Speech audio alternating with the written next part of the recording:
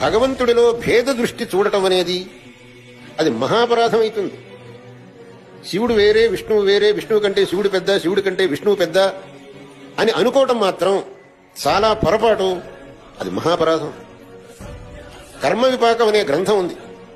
ఆ గ్రంథంలో క్రితం జన్మలో ఏ విధమైనటువంటి పాపం చేశారో దాని యొక్క ఫలంగా ఇప్పుడు ఏ విధమైనటువంటి వ్యాధుల్ని అనుభవిస్తారో చెబుతూ దానికి ప్రాయశ్చిత్తం ఇది అని కూడా చెప్పింది. అదే కర్మ విపాకం అనే గ్రంథం.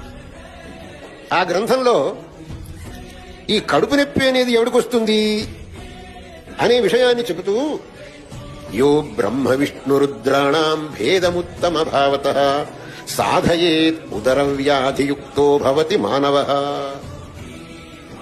ఎవడైతే బ్రహ్మ విష్ణు రుద్రులలో ఈయన ఉత్తముడు, ఈయన ఉత్తముడు కాదు, ఈయన కంటే ఈయన పెద్ద, ఆయన కంటే ఈయన పెద్ద అని వాదిస్తాడో, సాధయేత్, కొంతమంది చాలా ఆగ్రహపూర్వకంగా కాదు కాదు విష్ణువే పెద్ద, కాదు కాదు శివుడే పెద్ద అని వాదిస్తుంటారు.